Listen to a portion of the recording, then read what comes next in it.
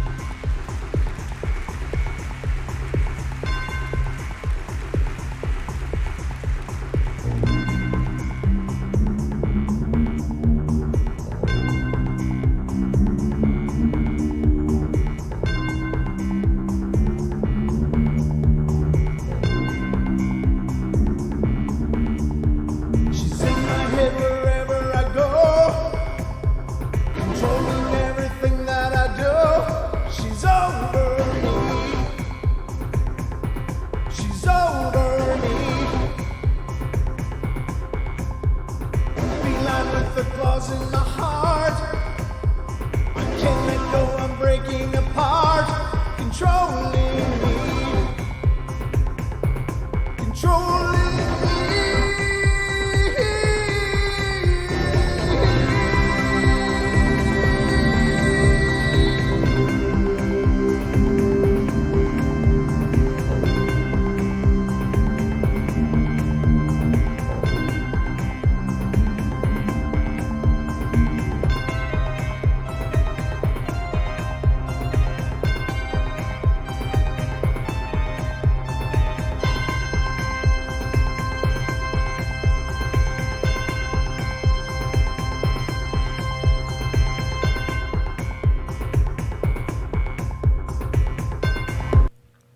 Hello? Hello? Hello? Anyone here home? Is this thing on? Hello? Hello? Good evening, ladies and gentlemen, and welcome to the Paranormal Portal. I'm your host, Brent Thomas, and I hope you're having a wonderful week. You're on Hump Day's Eve, so it's all downhill from here. But I'm not alone. I got my good friend and co-host, Mr. Don Longbeard, here with me. Oops, sorry. I thought I was off the camera there for a minute. You were, but then you were on the camera. Good evening, as I've re-mentioned. Hi! And you've already mentioned. Yeah, I already said hi. I See you said guys. hi, y'all landlubbers. Quit bugging me. I'm over here having a pull on the slots, on the swill. Oh, well, welcome, Don. How are you? Hi, I'm good. Are you ready for another episode of Paranormal Mayhem? No reason not to dive in. No reason not to. There may be reasons that we don't know of, but so far, we're doing. Jim. Hey, what are you guys doing? It's showtime. Did you see that? He messaged us on Facebook. Oh, no, I didn't see that. Yeah, apparently we were a little bit late, but that's because, ladies and gentlemen, Don and I always do as much as we usually do. We usually do a podcast episode recorded, and then we come and do the full show. Now, this will be the third. This will be 4 hours of showtime today for me because I did a show with Robin Moonshadow earlier today for the podcast as well. So it has been a busy portal day for me. Now, first and foremost, I'm just thrilled that the premiere last night worked well. It seemed to work well. It was really cool. I got a chance to sit back and talk with you guys in the chat as well. That was a lot of fun. Hi, Josh Knox. Good to see you. It was a lot of fun to get a chance to kick back and relax with you guys as the show was going on. So that was kind of a fun experience. It's like I was able to be two people last night on the show. And I had a wonderful time doing what it was we were doing. It was just an Indonesian couples gathering and stuff. And my wife being from Indonesia, of course, that's a big event for her because those are people from her country. And so, it's nice she can get together with them and kick back and relax. And oh, my God, the food. Oh, God, I can imagine. Well, Don, lobster. God. Lobster. Lobster? Lobster. God, crab legs, shrimp. Why was I not invited? I don't think you're Indonesian, Don. I could try. You could try. Well, if you decide to change citizenship, you can probably show up next year. Actually, I think all I need to do is actually eat the sambal, and they'll be like, "Oh yeah, he's one of us." Yeah, you would fit in that way because you do like yourself some spicy. Oh my god! Now I don't. I got like a big wimpy tongue, and my He wife stopped and got burgers on the way. my wife calls it a baby mouth. I got a baby mouth I didn't know that. because I don't like the spicy stuff. You know, I can't do it. I am just not able to. Oh my god! So, but it was plenty good. It was a lot of good food, amazing food, great, wonderful people. It was a lot of fun. Met some new people I had never met before. Oh. So very cool. I just had a thought. Oh, there you go. That happens, doesn't Well, it? I was just thinking about when the next time I'm going to get Indonesian food is, and I think it's like next month. The next time you're getting Indonesia food? Yeah. Okay. Because isn't Minion's birthday soon? It will be. You're right. Yeah. In July, the minion will turn 4. And I will be here to celebrate with them, have a piece of cake, and eat all that lovely, lovely food. Yeah, the Mrs. Portal, she whips up a serious feast. Now, last night's dinner, my wife can throw down. She really can. She cooks like a machine. And she's the reason I look so damn sexy, let me just tell you. But, not that she forces me to eat it, but I'm only human. But the guy that cooked last night, they actually own a restaurant as well. Oh. And I'm telling you, he had trays and trays and trays and trays of food. Oh, my God. It was like the amount of food that you would expect at like a huge wedding. Right. You know, it was just this whole big trays of like duck and chicken and rice and you wouldn't believe it, fish, all the seafood, and several different versions. But he had these big trays full of these lobsters. It was just like grab one. Right. You know, it wasn't pretty, but it was delicious. I made it ugly. I want to go on record saying that. I'll just have some rice. I love Julia. Duck is awesome. It is amazing. I love duck way more than chicken. Oh yeah, me too. Actually, yeah. I don't like white meat, and duck is all dark meat. It's just my favorite bird. It's actually just fat and greasy, and it's awesome. That's just the way I love it. I just love me some fat and grease. God. But it was delicious. It was really amazing. So I had a wonderful time, met some great people, introduced them to the show as well, which they thought was really cool. Nice. Many of them didn't know me, and now they do. So there you go. And some of them are going to be checking out the show. So I hope they have, and I hope they're out there, and hope you guys are enjoying the journey so far. It's not so paranormal yet, but if you saw how much I ate yesterday, I think it was. It was exercising some demons, I'm sure. Oh, that was later.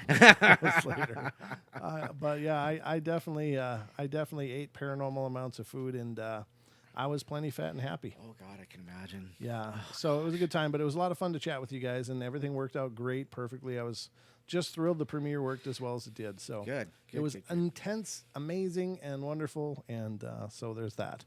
Now, this is Paranormal Mayhem, and as you may or may not be familiar with Paranormal Mayhem, what these shows are is just Don and I talking about all things paranormal. Now, the thing of it is that we've been having a lot of fun. This was initially just a experiment, for lack of a better word, because we would generally try to pick a subject for shows and try to stick with that for 2 hours. And most of the time they went brilliantly, but we've tried this Paranormal Mayhem recipe, and it's just us talking about everything. And we're just finding that you guys seem to be enjoying the shows a lot more and engaged so much more. So we're really thrilled with that. So we're sticking with it, and as long as you guys are enjoying it, we'll continue doing it. It's a lot more fun for me personally, because when you do a show about one topic, what? I just read what Jim's messaged us. I know. It's like Jim messaged us on Facebook saying, hey. It's like, sorry, Jim, we're late. Leave my hand alone. Oh, that's funny. Oh, goodness. But sorry. But yeah, I mean, we're just having a lot of fun with these episodes. So I hope you guys continue to enjoy them. but I'm going to look and see what's hot on the hot sheets right now. What's on the hot sheets? Wow, yeah. So it's amazing. You know, I've been so loving doing these the podcasts and you know, the little faux pas we had a couple weeks ago on a Wednesday, and that was just all kinds of fun.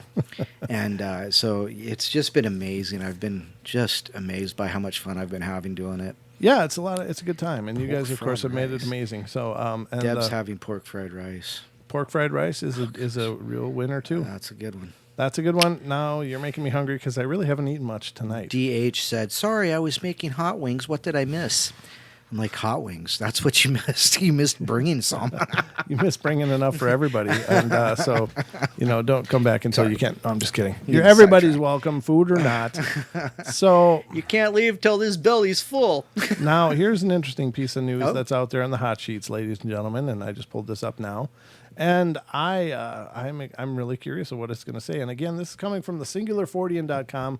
Again, I love this site. I just love this site. Yeah. So here's what it says: anomalous mass detected beneath moon's largest crater. Now, the moon is always a subject of a lot of curiosity. I just learned this last week, that the moon is older than the Earth. Did you know that, Don? No, actually, I didn't know that. Allegedly, the moon is actually older than the Earth. So a lot of the theories that somehow it's a spin-off of the Earth or some fragment of the Earth that formed on its own apparently is not accurate. Apparently, now I'm only speaking in generalities because Right. I don't know the information firsthand. But apparently, our moon is older than our planet, so that means it came from somewhere else, ladies and gentlemen. And now, here's the thing with space, and this is a discussion I heard years ago, but people were talking about the ideal spacecraft. And in this discussion, somebody brought up the idea that, if you want a really robust and good structure for a spacecraft, repurposing asteroids Right. would be the way to go, because these are bodies that have survived millennia in space. They've withstood the rigors and the atmosphere or lack of in space, and they've made it. I mean, so they're strong, they're structurally sound, and they're not likely to just crumble apart. Right. And so now what if the moon is a giant spacecraft? Bum, bum. Boom, boom. Now you've heard that idea, right? Right. So I was watching something just recently about the moon, and this is kind of a side topic, but I thought it was really interesting. And what it was is somebody who's been researching the moon. I don't remember the names, of course, as you well know if you're familiar with me at all. Names and specific details of people are like my dyslexia, but mostly names. But I think the gentleman was some kind of astrophysicist or a geologist of some sort. But he was investigating the moon, and one of the anomalies he thought was absolutely peculiar was the moon's surface. And the reason why he thought that was peculiar, because of course the moon is just littered with these impact points of what they believe are asteroids and things hitting this moon over its lifetime. Now, what he thought was incredibly anomalous was the fact that they are all the same depth. Right. There is no variation or very little variation in the depth of all these impact sites. Right. So you would think the strata would have denser parts and lighter parts and stuff. But apparently across the whole face of the moon, the craters are all about the same depth where these impacts have happened. Right. Which doesn't stand to logic, really. And I found that really interesting. So not only is it older, but it tends to have anomalous behavior as well. So let's see what they say here on the Singular 40 about our moon and the strange mass detected beneath the moon's largest crater. An enormous mass of mysterious material was recently detected beneath the moon's largest crater, the South Pole Aitken Basin, Aitken, Aitken Basin. The mass may consist of metal left by an asteroid impact, according to a study authored by Peter B. James, Ph.D., an assistant professor of planetary geophysics in Baylor's College of Arts and Sciences. Imagine taking a pile of metal 5 times larger than the big island of Hawaii and burying it underground, and that's roughly how much unexpected mass we detected, Wow. said James. The study titled Deep Structure on the Lunar South Pole, Aitken Basin, was published to the Journal of Geophysical Research Letters in April. According to the study, the South Pole Aitken Basin is a gigantic impact structure on the far side of the moon, with an inner impact rim or an inner rim extending approximately 2,000 kilometers in the long axis dimension.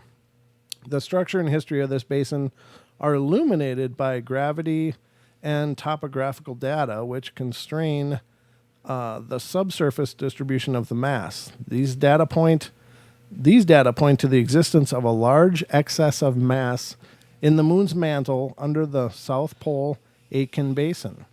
This anomaly has a minimum mass of 2.18 times 1018 kilograms and likely extends to depths of more than 300 kilometers. Wow. So something hit it and went all the way in, like a long way in.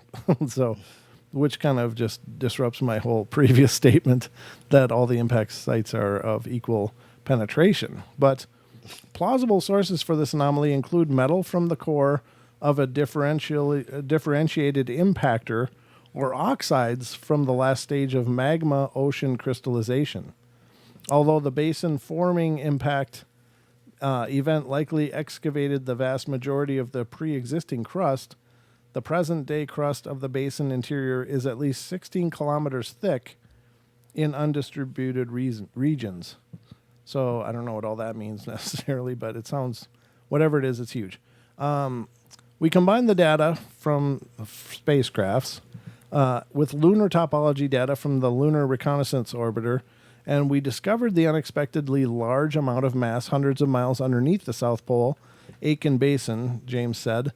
One of the explanations of this extra mass is that the metal from the asteroid that formed this crater is still embedded in the moon's mantle. Wow, you expect any lunar mining missions to begin? No doubt there. I Right? mean, I'm surprised it hasn't started already. Right. I mean, could you imagine? Well- what is this metal? I mean, it could be really exotic. Jim just said in the chat that it's titanium oxide. Oh, really? And it helps cushion. He says the moon is hollow alien base. The moon dust is mostly titanium to absorb impacts. But of course, you know, I can tell you why we haven't done the old mining the moon thing yet. Okay. Well, it's because it's an alien base. Oh. I agree with Jim. I agree to a lot of point. I've also read somewhere just recently that there's like 270 million people living on the moon. Wow. People? Yeah, people. People, well, people, species, Okay, so aliens, whatever that beings. may Okay. beings, yeah. So, you know, I mean, you know, if I don't see why not. Well, I guess it's possible. I guess. Randall Electric says it's our controllers like the Truman Show. Yeah, It's that's like right. the base for the Truman Show. They're sitting up there watching what the hell's going on down here. Hey, watch me make this guy jump just for fun. Yeah. Let him go sailing. Turn up the storm. But yeah, I don't know. I swear to God, some parts of my life were like that. It's like, who's got the knobs? Who's doing this? But yeah, I don't know. I mean, it's possible. I guess anything's possible. The one thing this show has taught me is that anything is possible. But I find that incredibly interesting that there's such a large piece of metal that's embedded in the crust of the moon. Now, I do expect that even if it is a base, somebody's going to be going up there to try to mine stuff. Oh, yeah. You know, I mean, I think that that's what this latest course of explorations have all been about. So it says, all right, now here we go. It does get into this. The study's findings have caused a stir in the paranormal community, provoking continued speculation on the presence of an alien bases on the moon. Some believe the moon is a hollow spacecraft created by extraterrestrials in Earth's distant past, while others think that it's a natural object within which secretive outposts have been placed, either by otherworldly intelligence or our own secret government. The hollow moon spaceship moon hypothesis relies on the suggestion that the large lunar craters believed to be the result of impact by meteors or asteroids are too shallow and have flat or convex bottoms. Right. It's hypothesized by believers that smaller objects impacting the moon make a cup-shaped depression, while larger objects and impacts with enough force to penetrate to the armored hull underneath its rocky surface, they bounce off with this impenetrable hull, creating a convex mound. Mainstream science explains this effect by stating that large objects strike with such force that the lunar surface is liquefied, rebounding and forming a convex mound known as a central peak. I love how they give them cool names then. Oh, it's a central peak. Oh, really? Okay, never mind. It's not, a hull then. Well, it's like a drop of water. Sure. When I it understand. hits the water, It bounces up. Yeah. Right. And so that is interesting, and I suppose that's possible. I don't know. The moon has also been described as ringing as a bell during moonquakes recorded by seismometers installed between 1972 and 77 by the Apollo missions. This has caused some to speculate the moon must be hollow like a bell, although lunar seismology experiments done since then appear to show that shallow moonquakes simply act differently than quakes on Earth due to differences in texture type and density of the planetary strata. While there is no conclusive proof to support the existence of secret bases on the moon, the detection of a seemingly metallic substance beneath the moon's south pole, Aitken Basin, has encouraged conspiracy theories in their belief that the lunar body holds secrets kept from mankind. Interesting. So whatever you happen to believe, whether there's bases on the moon, whether the moon is a base, whether it's a big Death Star, I don't know. It's up to you, but clearly the moon is still and will continue to be the subject of a lot of speculation. Good to see you, Julia. Thank you for being here. Anything I'm missing? No, not really. There's lots of conspiracy going on in the chat right now. Right. And right. You know who we have to blame for that? Jim? Well, Black Tree, Cade Shipley, Deb Varner, DH, Gemini Moon, Jim Mount, of course, Josh, how you doing? M Cats here, Nelly, OCG, Pam, Pat Studio, Randall Electric, and our friend Stacy, who's been with us for a very long time as well. Stacy, who's been with us a long time. So all of our fellow conspirators are in there. And and Aussie Tiger says the artificial moon would explain why it doesn't rotate the way the Earth does. Well, yeah, that and the fact that it's older. It came from somewhere else.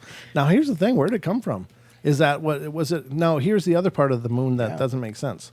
So usually the moons of any celestial body are in proportion. So the moons. Like our moon is like a quarter of the size of the Earth or something like that. Something like that. Yeah. Most moons are like 1/12 the size of the body they rotate around. I mean, in any observable universe that we can see, the moons are these little small bodies that rotate around the mother planet. Right. Ours is huge, like way, way, way bigger than to be a natural satellite. So it's not supposed to be here, or it wasn't intended to be here, but it's here. Now, I think the moon is really cool. I love the moon. I think it's it's just a mystical thing, But and I love moonlight, and I love that it's big and all that. But how did it get here? I don't know.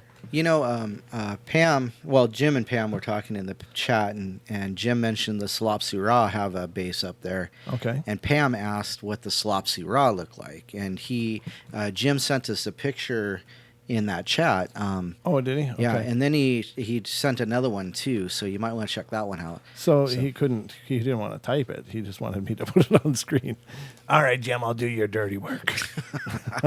I'll do the heavy lifting here, Jim. Don't worry about it. I got this.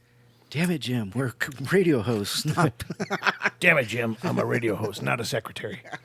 There you go. Perfect. Nice. All right. Here's Solopsi Ra.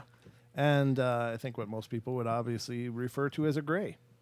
So they look like gray aliens. And they're cute little buggers. Yeah.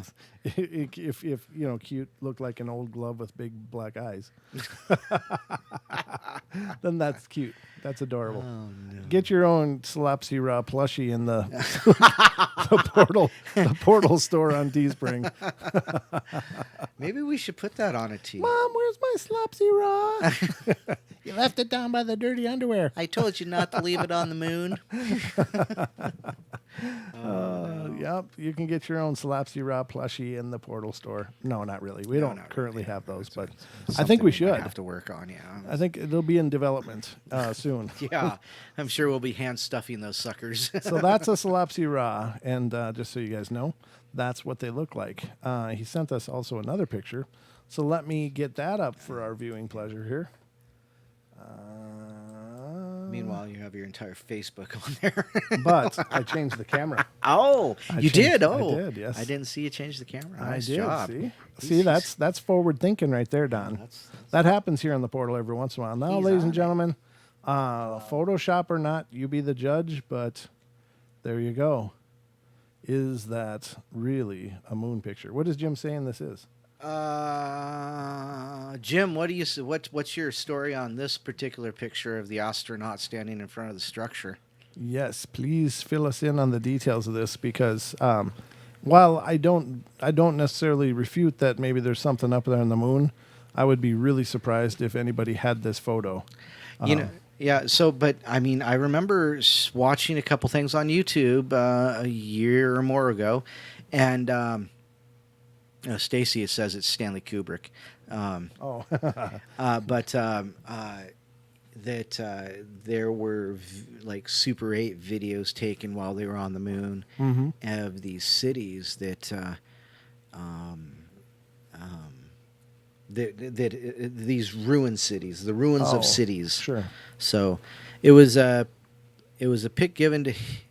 This was given to you by Edgar Mitchell, that he took of Neil Armstrong. This picture was given to you by Edgar Mitchell. Wow. Oh. So that's supposedly Edgar Mitchell taking a picture of Neil Armstrong in front of a structure on the moon. Oh, He dear says, God. yeah, he did. Wow, nice job. Well, then I stand absolutely humbled and a little disturbed because now this is out there and and it points right at me. For the record, I had no idea what I was putting up on the screen. He said 5 years ago in Florida. Oh wow, very very cool. So there you have it, ladies and gentlemen. I guess this is Or actually, he says 5 years ago on Florida, so that must have been Florida on the moon, not Florida, USA. yeah. No, Well, I'm joking. I understand. That's good humor. But no, if that is a genuine picture from Edgar Mitchell, then wow. All I could say is what I would say would be cussing, expletives, but I think that's incredible. Wow. I'm humbled. Yeah. Holy macaroni. Has this ever been made public before, Jim? Did we make a mistake? Did we just get kicked off YouTube? Did I just get demonetized? No, I don't care. If it did, it did. That's fine. But I mean, if this is really Edgar Mitchell's picture and that was hand given to you by Edgar Mitchell, then holy. What? Yeah, exactly. Oh, oh, he's censoring himself. I was I like, what had the hell to. just happened? I had to. There are children that watch this show. So Holy cheese balls, Batman. yeah, holy cheese sticks. Wow. The MIB are already after I know. Saucy. If we get knocked off the air, ladies and gentlemen, you'll know why. It's Jim's fault. Yeah, do screen captures right now. So You may never see this again. yeah, this may never be seen again in the history of mankind. That is intense. I was looking at the picture as closely as I can. I can't zoom into it yet, obviously, because I don't have it in a proper editing software. But even the pixels look like they match. I mean, it does. It doesn't have Very any clear. There's no overlays. Right. Obvious overlays. Yeah, exactly. So if wow, I'm literally almost speechless if this is genuinely a picture from Edgar Mitchell. Quick, zoom in on his faceplate. I can't. I can't. Well, I mean, I'd have to. Let me do that. Let me change back here, and I'm gonna do some reloading here and saving, and I'll pull it up in a different browser so that we can zoom in to see what we see. But yeah, it does. I mean, it looks like there's an astronaut reflected in his faceplate as well. So Jim says, by. notice the UFO in the background. Well, I see that. I see something. Yeah. You know, Well, there's something reflecting light back there. Yeah, so looks like a gradient color, and then at the right-hand side, there's that that blob of light above it. Right. Yeah. Let me put this in the right folder first of all. Blah blah blah. This is going to take a moment, ladies and gentlemen. Speak, talk quietly amongst yourselves. Well, actually, I have a story about. Please go ahead. I pulled up the story. I found the story. Where the hell did it go? You sound just like me. Oh, here we go. Oh, wait. Here are. So anyhow, in the past we've talked about out of place artifacts. Yes. And I found this one. It says, here are 3 striking reasons why the Great Pyramids of Giza are an out of place structure. It's mostly pictures, but one of the greatest and most amazing structures ever built by man's hands, there's other people that say otherwise, lies in the Giza Plateau of modern-day Egypt. There are thousands of years ago, more than 4,500, the Egyptians completed what would be the most impressive monument in history. Let me skip over here. Somehow, they moved the blocks right to where they wanted them and proceeded the building. And of course, here we go. Out of place. Many of you have heard about out of place artifacts, OPARTs. For those who have not, an OPART is an artifact of history, archaeological, or paleontological interest found in an unusual context that challenges the conventional historical chronology by either being too advanced for the level of civilization that existed at the time or showing human presence before humans were known to exist. Let's skip all that. Let's say, if there are such things as out-of-place artifacts, then why can't we look for out-of-place buildings, monuments, and structures that hint at either challenging for historical chronology or too advanced for a civilization to have existed at that period? If we were to adopt such terminology and apply it to the Great Pyramids of Giza, then this ancient structure is definitely one that's out of place. Here's why. You have to admit that the Great Pyramid of Giza is a once-in-a-lifetime achievement. Yes. Precision building, but building it and making it one of the most precise structures on Earth is mind-boggling. Experts have determined that the Great Pyramid of Giza, upon completion, the Great Pyramid of Giza was located at the exact center of the landmass on Earth. But that's not all. The Great Pyramid of Giza was most accurately aligned structure on the face of the Earth, facing true north with only 3/60th of a degree of error. When we talk about precision, we can't help but mention the Great Pyramid of Giza also happens to be the only known 8-sided pyramid on the surface of the planet. The 4 faces of the Great Pyramid are slightly concave, make it the only pyramid to have been built this way. So what they're referring to is the pyramids, the 4 sides of the pyramids they're not flat.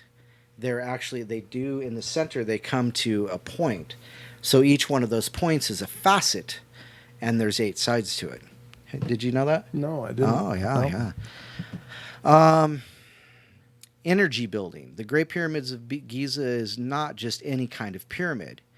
Yes, it is due to its orientation and size that it becomes even more magnificent when you take in considerations that the pyramid is able to focus electromagnetic energy.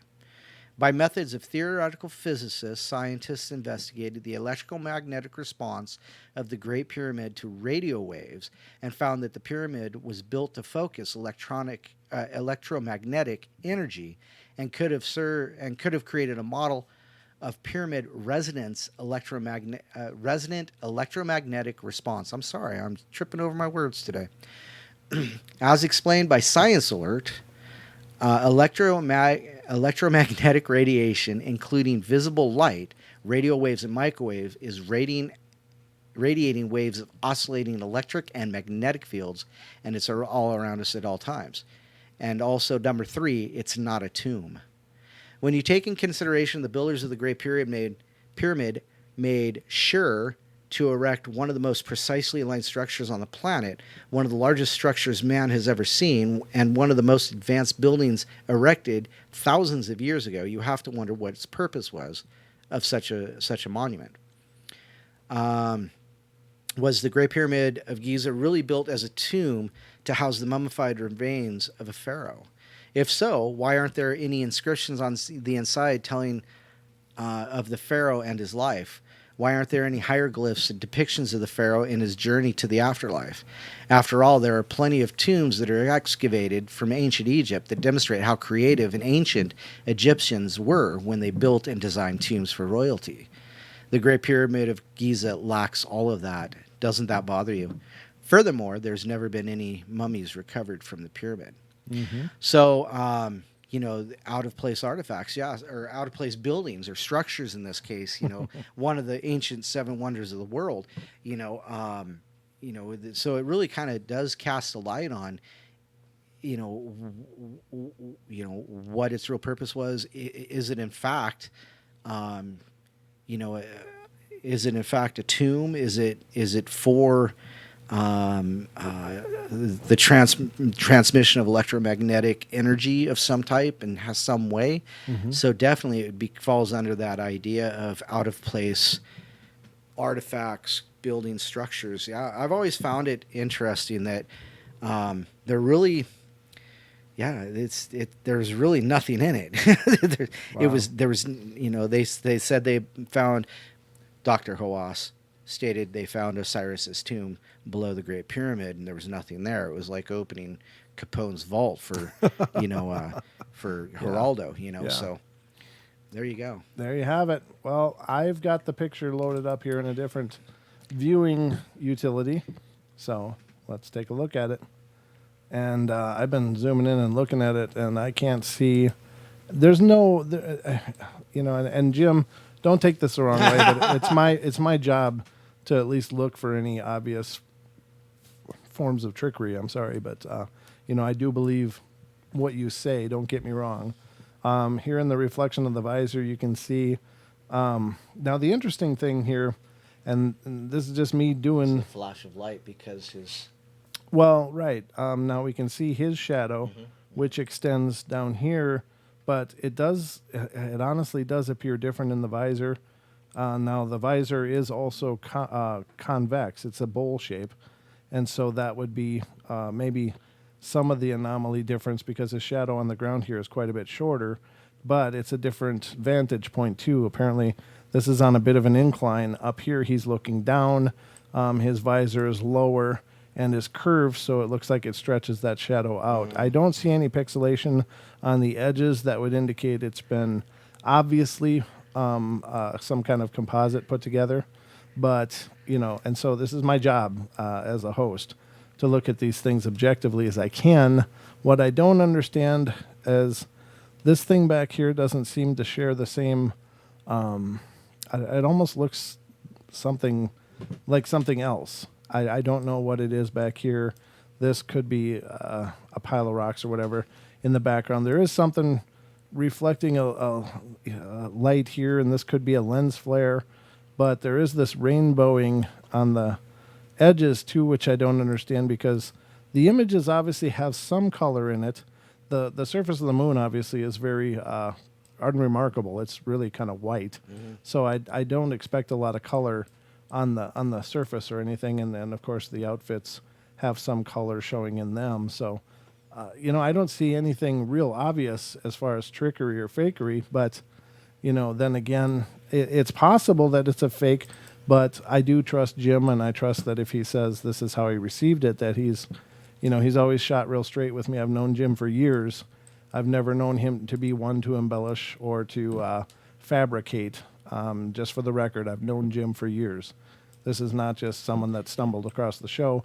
Not that any of you guys aren't credible, but I can at least represent Jim's character. So just for the record, the upper left corner where that looks like a person, And This- it looks like that person is walking towards like a rover or something, like a. Yeah, You know. I mean, it could be. It could be another one of, maybe there was a third person. I don't know how many people rode on these rovers. If this is a rover, I don't even know what this is back here for sure. This is as zoomed as I can get it on this application. Right. I could put it on Photoshop and zoom it like into the pixel level and start looking at the edges to see if they match up and start running filters on it to look for any composite, pastes and stuff. Right. But I'm liking it. I am too. I really, I'm and again, I don't know if he took this picture, if Edgar Mitchell took this picture and represented it as his picture, then I personally can't take anything away from that because Right. There's provenance to it. Right, exactly. And there's also a chain of custody to it showing that it came from an alleged source. So there's a couple of things here. It's not a random picture that was picked up on the internet. Jim met the guy at a library and had a discussion with him. So, I can only represent it as, it's possible. I don't, I'm really blown away by this. The potential that if this is indeed real, this is an incredible photograph. I'm just amazed. So very cool. And again, ladies and gentlemen, I can't represent it as for sure real. I'm just representing it as, It's credible. Credible. This is what is presented to us. And here it is for you. And thank you, Jim, so much for sharing this with me and with us because, that's really, really cool. This isn't the kind of thing you stumble across on the internet, ladies and gentlemen. So if this image is indeed real, then there's a whole lot of funny stuff going up on the moon. Yeah. No There's a doubt there. lot of funny stuff going on up there. I'm just trying to figure out the light angles. That's the curious part. Not really curious because it doesn't look like either any of these hills are so steep. It does look like maybe a sun. If he was standing and that's the dawn position, the sun looks like it, or would be at about the 10 o'clock, 11 o'clock position Right. by this photo. So it really would illuminate all the hills back here. There doesn't appear to be any missing shadows that should be there if it were a composite. Those are things that I look for. Is the lighting even? Does all the objects in the light scene match? Like the shadow on this little wall here does extend about the amount of distance you would expect it to, like it does from him.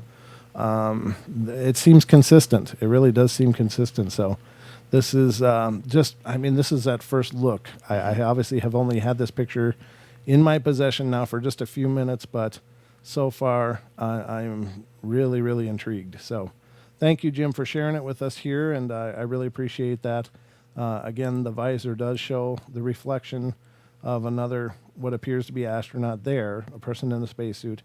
And wow, that's crazy. I didn't even know Neil Armstrong used a cane. Just kidding. Just a joke. It's a walking stick. It's a fashion thing. It's probably like a grabber to pick things up. Sure, yeah. I'm sure. Yeah, because those suits were anything but comfortable. In fact, these astronauts had like terrible blistering after wearing them, even for a few hours. Zero articulation. Yeah, they were literally just pressed into these things.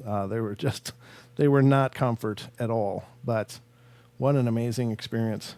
How brave were these guys? I mean, geez, they got lobbed up with a calculator. They got lobbed into space with basically a calculator and a whole lot of wishful thinking. Here you go, guys, go get them. Boom. Yeah, no doubt. Just strapped on the nose of a rocket and shot into space. How crazy is that? It's like totally Wile E. Coyote kind of stuff. No, it's okay. The rocket's behind you. Not even that, but then they got back Yeah, too. then they got back. Yeah, And that's the really amazing part. These guys were lobbed up on the nose of a rocket with saran wrap, aluminum foil, and a whole lot of determination. And they went to the moon, hung around, did some selfies, and they made it back.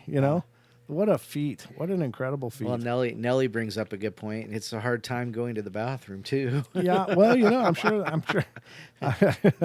I'm sure this isn't just for looks. These the wide hips might be utilitarian. Water reclamation. Yeah, exactly. Yeah, they got like life straws built into there. You can reclaim that water. But very cool. I'm really, really stunned. I'm going to be spending some time looking over this with filters and stuff as well. I'm not a professional photo debunker. I do photography.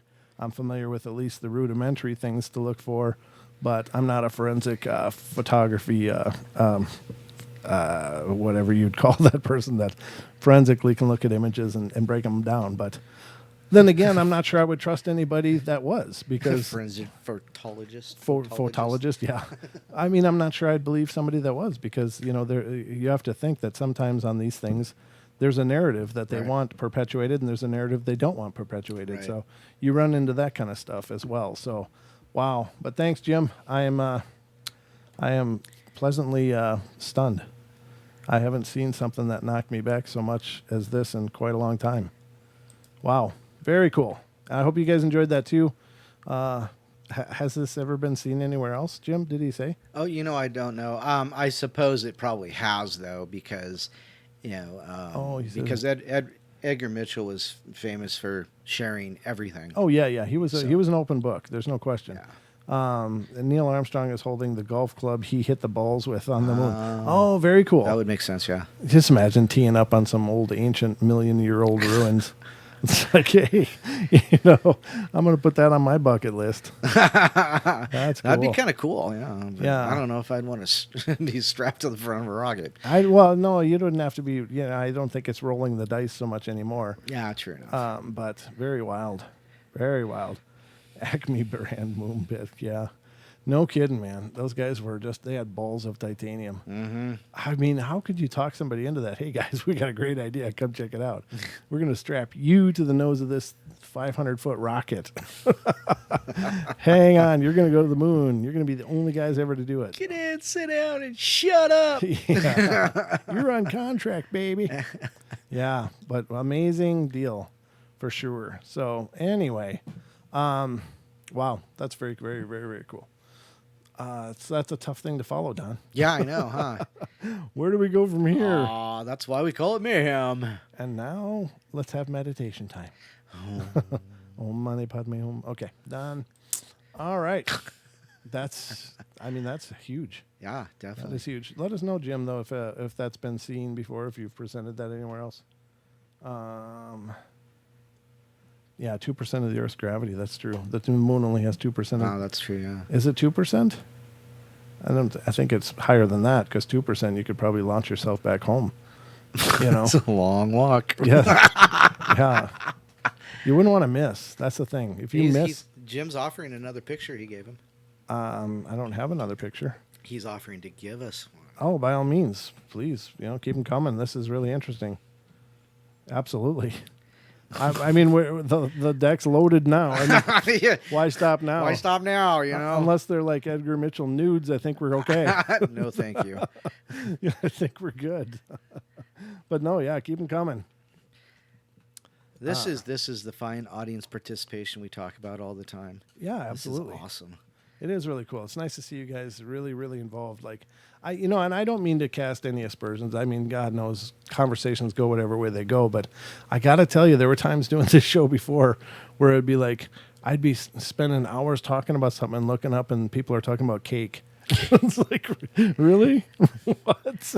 Well, they still do. Well, I know, but they're quicker. Yeah. They're a lot quicker now, and they usually come back to the discussion. It's like, wow, I could be here reading paint recipes. Now take the solvent, add the pigment. So it's really cool that you guys are so involved and a part of the conversation. That's what makes it fun. Because I've always believed that the portal is all about the sharing. It's all Hey, about Sean, nice to see you, buddy. Sean. Ian's Magic Oaks here. Oh my God, nice Yeah. to see you, brother. Sean's going to be on the podcast too very soon. Oh, excellent. Yes, and I just been talking with Dan Pruitt as well. Nice. I did record one with MCAT. That one you have now, Don. So it's in the production somewhere, in the Longbeard production process, right? Let me take a quick peek. So that'll be For coming some up. reason, I'll have to anyhow. But I'm looking forward to that one. We love you too, Stacy. Of course, you're always in our hearts. It's true. I gotta I can feel you right there. He's got a soft spot. I got a soft spot for you, Stacy. Of course, Stacy's always been a dear friend. In production. Nothing. It's ghosts. What do we got? Ooh, I probably have it downloaded already. because they didn't want the public seeing. Okay. Okay. I don't know about all that. I don't know what to say about that. I mean, that could be true. Where's that information coming from? Jim's telling me some narrative about. Here it this. is. Yeah, so it is in there. I will have to get MCAT's show edited and produced and all that kind of fancy wording and stuff and get it ready. Oh, these are the photos of that I think people attributed to Kubrick. Right. Yeah, I don't want those on the show. I don't want to get into all the hoax moon mission stuff. That to me is, I don't want to touch that. We're believers. I believe we went there, and even though, the spirit that you're sharing it with is that they just didn't want to show people what they ran into up there. I understand that, but I still don't want to perpetuate the whole moon landing hoax stuff. That to me is, I don't want to touch that because I believe it was real, and even if it wasn't, I don't know. I can't pretend to know, and I don't want to get into all that.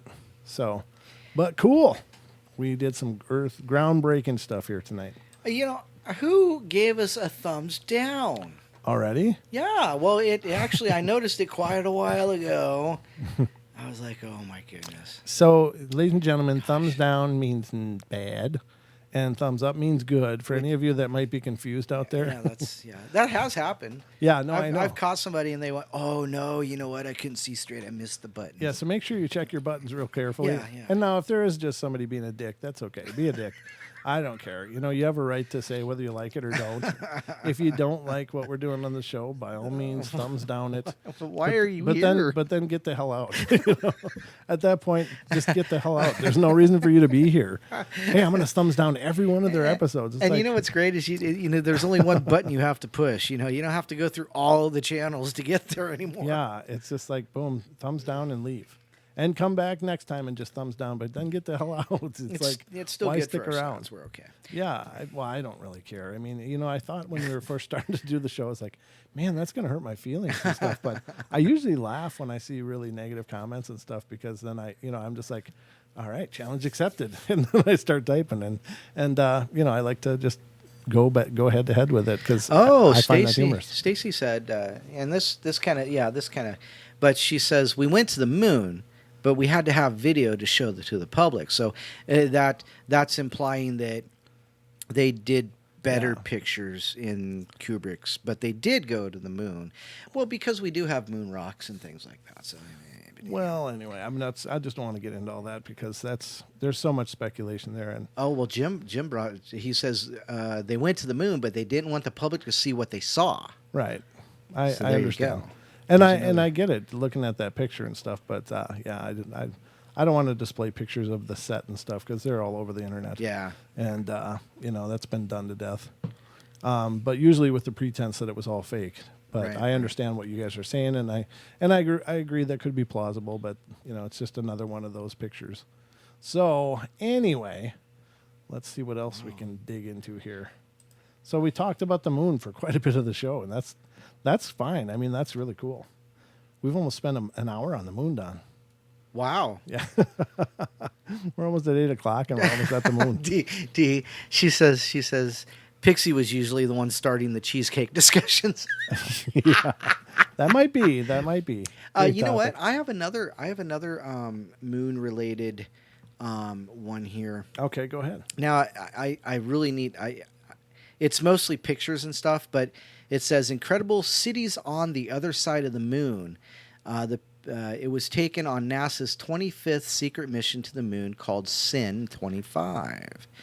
And as I said, it's mostly pictures, but it's supposedly a 50-year-old top secret NASA footage from 1968. It was taken on the 25th secret mission to the moon named SIN 25. This video shows the end results filmed by astronauts going back to Earth. These cities have been there for about 500 100,000 years. Wow. There's light lines in the picture, and they say they may be streets. Looks like a humongous illuminated tube of some sort, which might be half submerged on the lunar surface. The light view also looks similar to the DUMB's network map here on Earth. What are those? What are they made up of? And do they go inside the lunar surface as well? There are a lot of questions which needs to be answered. So I'm going to take and I'm going to grab that link and I'm going to copy it and I'm going to drop that into the chat so people can make their own determinations. Hopefully that's not more than 200 characters. Because it's 212 characters. Wouldn't you just frickin' know it? What do you mean? It's the URL is that long? Yeah. Oh, yeah. You Just send can't... it to me and I'll just put the pictures. Oh, okay. Well, no, I can't. Can I? That's we don't really have permission to do that. So. Well, that's true. Yeah. So, Well. Dang. Okay. Well, here I can do this. Let me do. You can go to Bitly and make a. How do you do that? I've never done. Just go to Bitly bit.ly and create a quick account and you can reformat links down into little bite sizes so that you don't have Okay, well, I'll work on that. Okay, so Don will get that out to you guys in moments. But the moon has been a great discussion point for tonight. Yeah. I got to look up. I got to look up about the age of the moon because I think that's really cool. Oh. Yeah, to know how much older Yeah. it's supposed to be. How much older is the moon than the Earth? Create a free account. Boom. All right. Sign up with Facebook. Facebook's a nice little thing here. Okay. Continue as Dawn. Yes. Excuse us while we take care of technical issues. We're still looking for more mayhem, but I'm looking for the age of the moon. The moon is older than scientists thought. Let's get to that and see what that is. From Science Daily, the moon is older than scientists thought. Formation occurred about 4.51 billion years ago, millions of years earlier than previously believed. The moon is much older than some scientists believe. A research team now reports the precise analysis of zircons brought to Earth from the Apollo 14 astronauts reveals the moon is at least 4.51 billion years old and probably formed about 60 million years after the birth of the solar system, 40 to 140 million years earlier than recently thought. Okay, so 4.51 billion. Okay, well, how old is the Earth? There you go. All right, let's see. How old is the Earth? Let's get to the next part of the puzzle. How old is the Earth? Boom. Thank you. I'm using Ecosia, by the way, ladies and gentlemen. If you're not familiar with it, it's an alternative to Google. But the beautiful thing about Ecosia, and I'm not getting paid to say this, but I think it's really cool. And so far, let me get to that part. But when you do searches, you're actually planting a tree. I mean, they use the proceeds of their search engine to reforest places around the world. And so far, while I've been using Ecosia, I have helped to plant 45 trees. Bum, bum. And that's really cool. So it's ECOSIA, and I figure by using it, you're actually doing something good for the rest of the world and helping to fight deforestation and things like that. So very cool. So the Earth, how old is the Earth? Let's see. So here's that. I dropped that link in there. Okay, hold on. So there it is. So how old is the Earth? The Earth doesn't have a birth record, blah, blah, blah, dating 4.54 billion years old with an error range of 50 million years. So what did they say this? This says 4.51. So see, these two sources are not corroborating what I said earlier. I did hear it on a show that the Earth is old. The moon is older than the Earth, but I don't know. I don't know, ladies and gentlemen. So apparently, there's different ideas out there about how old everything is. But that's what I heard. But rocks older than 3.5 billion years can be found on all the continents. Greenland boasts the supercrustal rocks of 3.7 to 3.8 billion years old, while rocks in Swaziland are 3.4 to 3.5 billion years old. Samples in Western Australia, 3.4 to 3.6 billion years old. So how are they getting 4.54? I don't know. But anyway. Bigfoot Rob says 4.54 billion. Okay. That's what I found too. Somebody else, who was it? But I had just heard that the moon was older than the Earth. So let's pull up that. Let's see. Is the moon older? Lewis says 4.3 billion. Okay. Moon is older. Scientists. I should probably save this bit. Oh, here's something interesting since we're on the moon. It says seven irregularities that supposedly suggest Earth's moon was engineered, ladies and gentlemen. This is from ancientcode.com, ancient-code.com. 7 irregularities that suggest the moon was engineered. Even though the Apollo missions brought back to Earth huge amounts of data about the moon, it has remained an enigma for astronomers and scientists alike. Dr. Robert Jastrow, the first president of NASA's Commission of Lunar Exploration, called the moon the Rosetta Stone of the planets. But what is it about the moon that fascinates everyone?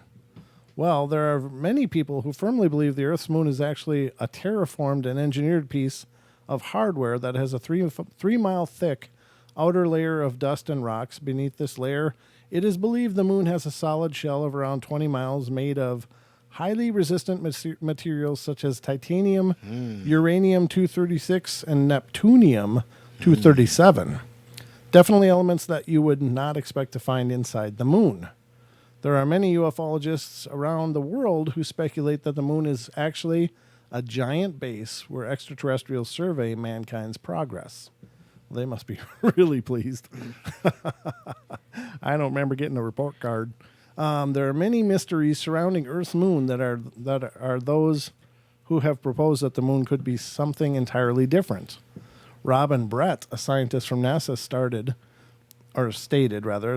it seems easier to explain the non-existence of the moon than its existence. Here are 7 irregularities that suggest the moon was engineered and might be a giant hollow base. On November of 1969, NASA intentionally crashed a lunar module that crashed on impact equivalent to 1 ton of TNT on the moon. The shock waves built up, and NASA scientists listened to what was happening on the moon. Strangely, after impact, NASA scientists said the moon rang like a bell, and the reverberation continued for 30 minutes. 30 minutes, yeah. According to Ken Johnson, supervisor of the Data and Photo Control Department, the moon not only rang like a bell, but the whole moon wobbled in such a precise way that it was almost as though it had a giant hydraulic damper struts inside of it. Ooh. Number 2, the moon has elements it should not have. In the 1970s, Mikhail Vasin and Alexander from the I can't even say the last name. It's SHCE Sherbakov. I don't know. Sherbakov. The Soviet Academy of Science wrote an article called "Is the Moon the Creation of Alien Intelligence?" It was a very interesting article that asked some important questions. How is it possible that the surface of the moon is so hard, and why does it contain minerals like titanium? Mysteriously, there have been some lunar rocks that have been found to contain processed metals such as brass, the elements of uranium-236 and neptunium-237 that have never been found to occur naturally. And yet, there are traces of them on the moon. Uranium-236 is a radioactive nuclear waste which is found in spent nuclear and reprocessed uranium. More interestingly, neptunium-237 is a radioactive element and byproduct of nuclear reactors and the production of plutonium. You have to ask the question, what is happening on the Earth's moon? From where do these elements and minerals come from? Number 3, the moon does not have a solid core. Like every other planetary object, researchers are nearly 100% sure that the moon is in fact hollow or has a very low intensity interior. Strangely, the moon's concentration of mass is located at a series of points just below the surface. The moon is older than the Earth. Number 4. Okay, here we go. Our moon is unlike any other satellite discovered in the known universe. Researchers know the moon is 4.6 billion years old, and that raises a lot of questions. This means the moon is older than the Earth by nearly 800,000 years, according to scientists. So that's even older than that last article that I found. if that's true. One of those two is not true. Earth's incredible orbit. Earth's moon is the only moon in the solar system that has a stationary, nearly perfect circular orbit. It's a fact that the moon does not spin like a natural celestial body. In other words, our moon does not share any characteristics with other moons found in our solar system. If that isn't strange enough, consider that from any point on the surface of our planet, only one side of the moon is visible. What is the moon hiding? Interesting. Number 6.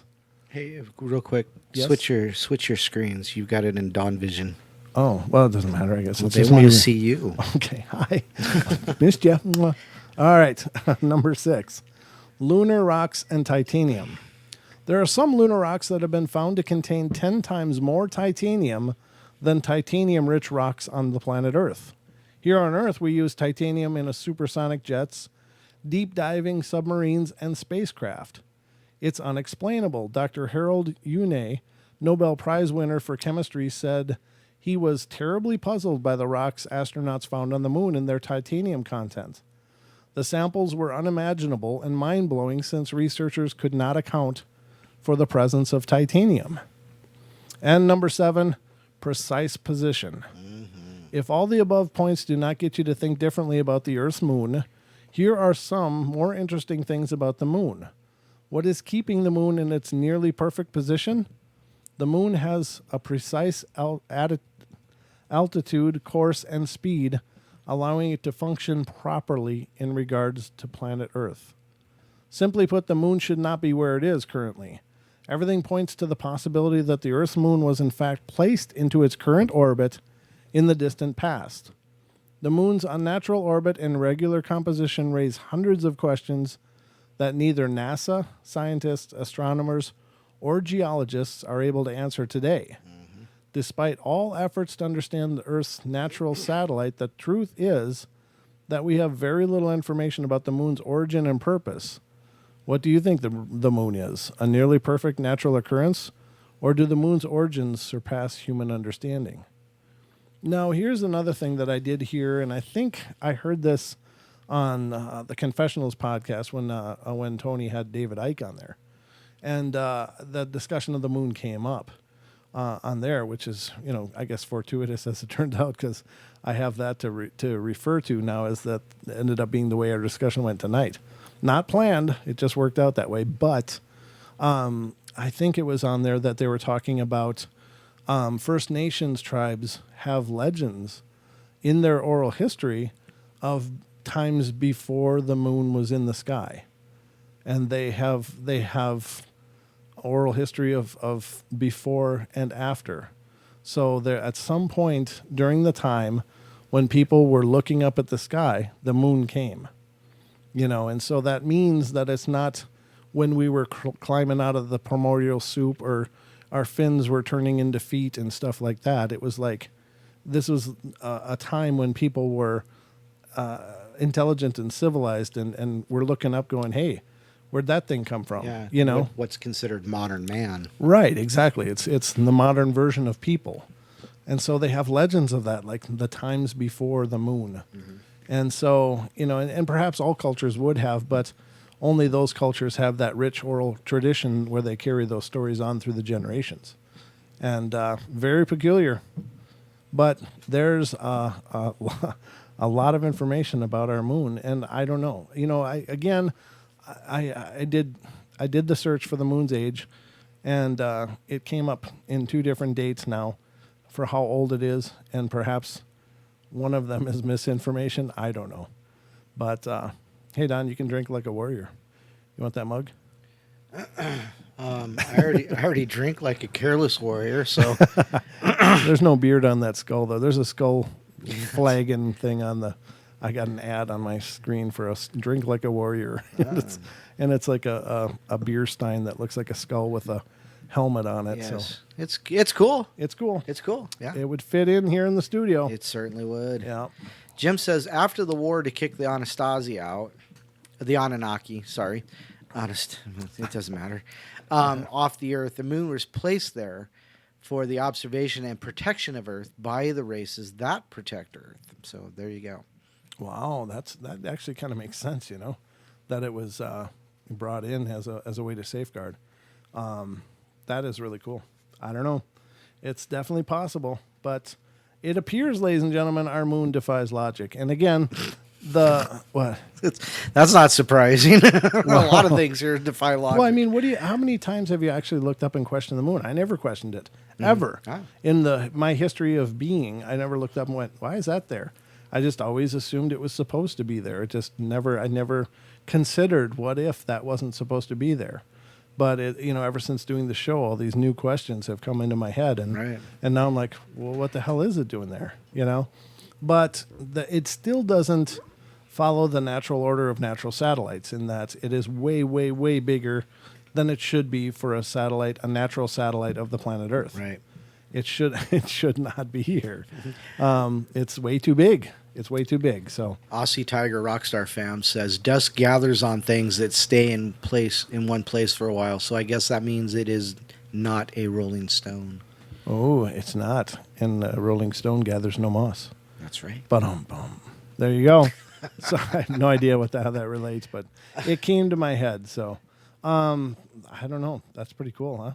Yeah. The definitely. moon, it's shrouded in mystery. Shrouded, Don. Shrouded. So let's see. I want to see if there's any other articles. Nope, that looks like about all I got for the mysteries of the moon. Oh, I need to close that. Did you pull up something you said you were working on there? Or no? Well, I've. Or did you not? I don't know. No, I've pulled up a few things. So let me see here though, because I do have more interesting saved things. Well, by all means, sir. Oh, I never turned on our moon. Speaking of moons. Oh, speaking of moons. One moment. Ooh. That's a video. I can't do that. But this video is called Burnt Bigfoot Bodies from Mount St. Helens. Oh, yeah. I remember that. I haven't watched it yet. Video. God, goodness. What color should our moon be tonight? Oh, 10 lesser-known UFO crash incidents. Well, there you go. Let's go for the varying. Come on. There we go. We all have different colored moons tonight. I can't believe we did a whole show on the moon, and I never turned on the moon. Yeah. There you go. The moon is lit, ladies and gentlemen. We have a full spectrum of colors in our studio moon. And it's not a natural satellite either. No, it's very not natural. I have to change batteries in that damn thing way too often. The Dangolorsk Height 611 crash. On the evening of January 29th, 1986, a strange red sphere suddenly appeared in front of hundreds of witnesses in the sky over a small mining town of Dangolorsk. I don't know if I'm pronouncing that right. On the southeasternmost side of the Soviet Union. After moving steadily over the village for several moments, it suddenly began to fall and would ultimately crash in the Izvikatovaya Mountains. Oh, come on, Don. You can do better than that. Known to many as Height 611 or Hill 611. I like that better. Yeah, that's much easier. Witness would report hearing an explosion and witness intense burning and flames around the apparent crash site. Before official investigators could examine the scene, several locals ventured up to the crash site the following day. Although they found obvious evidence of a disturbance and likely intense heat judging from the burned-out tree stumps and vegetation, they didn't see or recover any actual wreckage. They did, however, discover strange rock-like pieces that had metallic feel to them and look to them. They would hand these over to the chief investigator, who I'm not going to try to pronounce, of the Far Eastern Committee for Anomalous Phenomena. When investigators examined the grounds more thoroughly, they found they would discover tiny metallic droplets ranging in size from 2 to 5 millimeters. When these were later examined, they had the most complex inner structure of metallic fibers along with gold threads and coverings of quartz crystal. Although these tiny droplets or the materials that made them was obviously complex and intelligent design. I thought these people got paid to write. Furthermore, the burned out tree stumps was found to have melted on one side, presumably the side nearest to the heat of the crash site. The burning of the wood produced carbon, which would have taken a heat in excess of 3,000 degrees Celsius, which is 5,432. That's funny. 5,432 Wow. in Fahrenheit, to melt such carbon. The case remains unexplained, although the investigator would theorize that the possibility that the intense heat was not flames for the majority of the incident, but repairs, which allowed the craft to take off before the locals arrived at the scene. Very, very interesting. It's not what I heard of, actually, so yeah. Oh, here's one in Salta, Argentina. Wow. Not only was there an alleged UFO crash in Salta, Argentina on the afternoon of August 17th, 1995, witnessed by dozens of people, but one of them was a civilian aviation pilot who would take to the air in the immediate moments after the sudden appearance, crash, and explosion of a strange silver disc. Tony Galvano was having lunch at the time, and when an extremely bright metallic object roared out of the sky before suddenly falling to the ground and exploding in a flurry of flames and black smoke. Some reports even suggest that seismic activity was recorded over 320 kilometers, which is about 200 miles away from the crash site. Wow, that hit pretty hard. Galvano would immediately run to his FlyStar airplane in order to take to the sky and get a better look at what's happening. And more specifically, what had just crashed to the ground. However, his initial attempts were thwarted by a thick black smoke that not only made it impossible to see any activity on the ground, but also made it dangerous to fly. How convenient. He returned to the airfield. He would, however, take off on another reconnaissance mission 2 days later. When he did, he saw an obviously distributed area where a craft had crashed and skidded for a short distance before coming to a grinding halt. As well as disturbance to the land itself, Galvino observed the trees and bushes were also significantly damaged. Some of them had even been ripped from the ground, the roots showing completely. Galvano would return to the site again several weeks later with other volunteer searchers from the area. On this occasion, however, they were approached by armed men in black suits, who drove to the site in heavy-duty black SUVs. They immediately stated that they were taking over the research effort and Galvano and the others were to go home.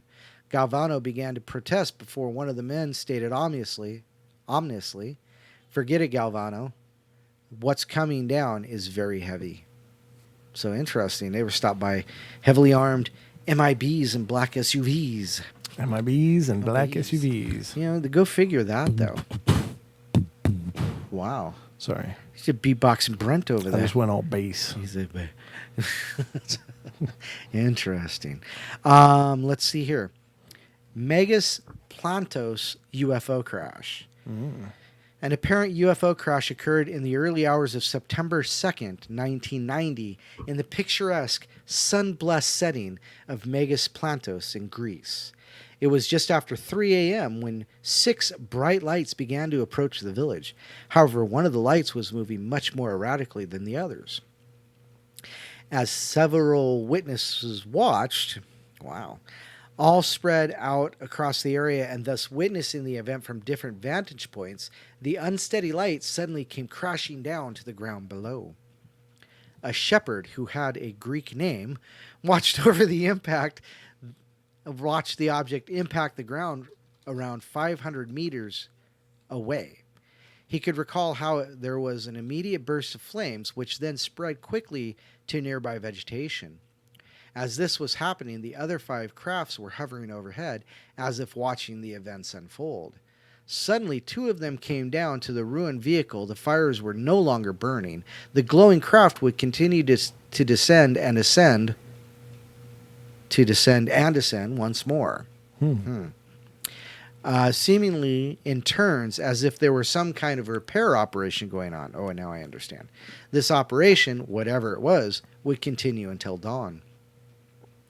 By the time the residents would venture to the crash site with the onset of daylight, they were shocked to find scorch marks and no crippled craft. Wow. They did recover some wires and metallic remains, many of which would disappear with the locals as souvenirs.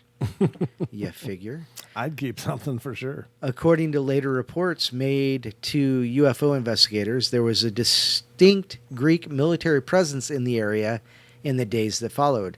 They would issue an official statement saying that the UFO was actually a Soviet satellite. Of course it was. Of course, yeah. It's funny,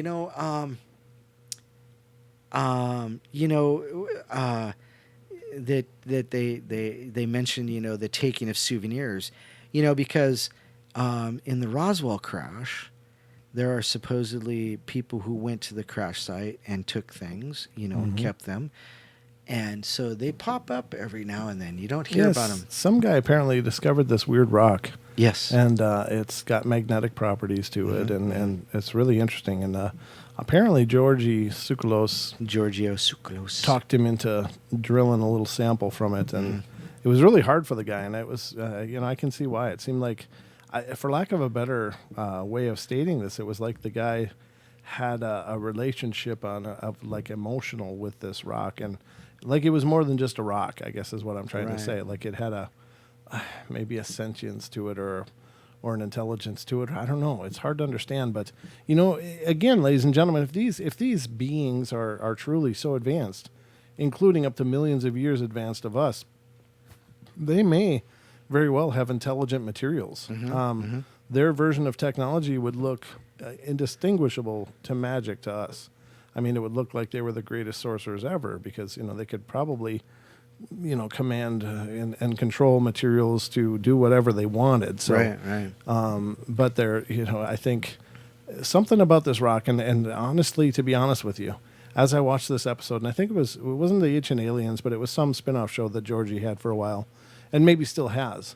But it was incredibly interesting. But something about that rock, I could even feel it through watching this show. It's just like something about it was really special. Yeah, and there was a particular glyph on it as well. Yes. Yep. I wish I could remember more about it. But he took it to a guy, like that does carvings into rocks and stuff, and they tried to fabricate it but couldn't, and said, "Well, if I had a lot more time, I could," and stuff. But it didn't sound like he really could. But he was just trying to protect his reputation. Right.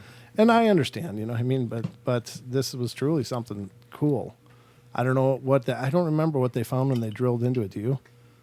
Or when he got a sample of it? No, I don't. Jim Mount is filling us in, though. He said he cried when they scraped it off. Yeah. And the show was called In Search of Aliens. There it is. Giorgio. Now, Jim, did they find it? What did they find of that rock sample when they did scrape some off? That's what I'm trying to remember. To me, it seemed like there was something really pretty profound going on there. It had a raised yin and yang symbol. Yeah, it was kind of a swirl. Yeah, that's right. Yeah. Yep. Yeah. And it was a swirly pattern. I remember that too. It was a good show. I thought it was really neat. And whatever it was bizarre. Non-terrestrial rock. So they did find it was non-terrestrial rock. Okay. Yeah. And apparently he found that. I think he found it in the Roswell area, didn't he? Yeah, I believe so. Yeah. It was like a mile from the crash site or something, or in that same trajectory as the crash happened. So, right. And I imagine, if they were looking for pieces and parts, they probably wouldn't have thought anything of a rock. Yeah, exactly. Yeah. So, pretty good way to hide, I guess. There you go. Didn't match any rocks on Earth. Yeah. Brent, I am subscribed to the Confessionals, but have not listened to that episode. You're going to like that episode, D. The Confessionals did a panel discussion on this last episode, and they did a really good job, and it deals with Antarctica and Hollow Earth, and I mean, it's really well done. I wasn't able to listen to 100% of it, but I listened to a bunch of it today as I was working in the kitchen and stuff, and they did a really good job. Really good discussion. Now, it's, just to let everybody know, it does have a really Christian spin to it, but that's not bad. That doesn't mean that you disqualify it. It's just the people that are on that panel have an amazingly open minds, and they really talk about some incredible things. So it was a great episode. I thought they did a marvelous job, and great information. They talk about Admiral Byrd and his excursions down there, and that's another a whole nother conundrum, because I don't want to give away any parts of the episode, because you should just definitely check it out. So go check out the Confessionals podcast, and it's the panel discussion that was just released a day or two ago, and it was just a great episode. You won't be disappointed, and it really gets into a lot of meat about the Hollow Earth idea, and great information. So I think there's something to that, and it brought me back to when we had Brooks on, Right. and had him discuss the Hollow Earth in pieces and parts, and he's always had the desire to put together an expedition to go to the North Pole area and look for that inlet, right. because he had some great information. Like Brooks on the show, he was on the Paranormal Portal. He talked about how there's great evidence for an ocean inside of the Earth, because they've caught the vibrations of the crashing waves of an ocean inside of the planet Earth from seismographs embedded on the ocean floor. In the Atlantic Ocean, yeah. Yeah.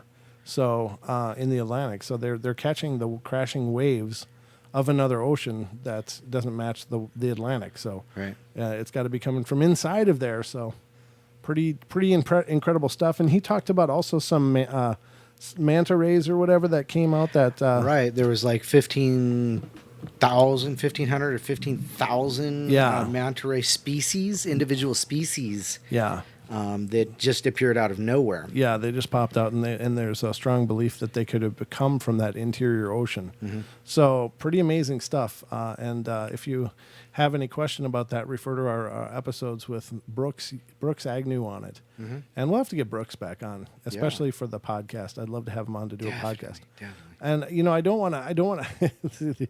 Here's the problem. Now that Tony's done that show, I don't want to be like, hey, let's do a Hollow Earth show, because I don't want to. But we have history of doing Hollow Earth, so we do. But we'll have to wait a little bit, because I don't want to do it on. I don't want to do it right on Tony's coattails, because that looks like a ripoff. Like, hey, Tony did this. Let's do one too. I mean, his show stands on its own merit, and whether we did one or not, it wouldn't take away from that. It was a great show. They did a wonderful job. And I encourage you all to check it out. If you're not currently subscribed to the Confessionals, definitely get subscribed, because his production value is way up there. I mean, he's right on par with Wes Germer and Sasquatch Chronicles, and Wes is like the top of the pile as far as podcast goes. Big dog. It doesn't get any better than the Chronicles. I mean, honestly, but the Confessionals is right up there. He does a great job. I'm taking production notes from both of them, because just the way they put their shows together is so well done. Right. I mean, from the editing to the presentation to the quality of the sound, it's really top notch. It's really great stuff. So definitely check out the Confession or the Sasquatch Chronicles too. Yeah. And the thing I like about the Chronicles is that it's not just a bunch of research talk, and I love research talk too. Don't get me wrong, but it's people experiencing things, the firsthand encounters and accounts of people experiencing things, and it's incredibly powerful. And that's my favorite part of the paranormal, is when you can talk to people that have experienced something. Right. To me, that's just incredible, and that's the best stories of all, because it's coming right from the people who lived it.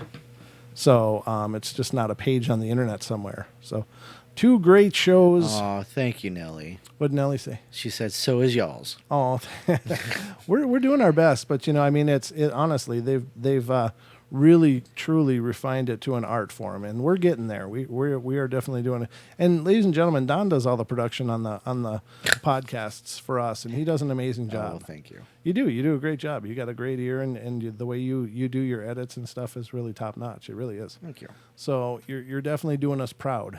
There's no question about it. And I am looking to do better. I know you are.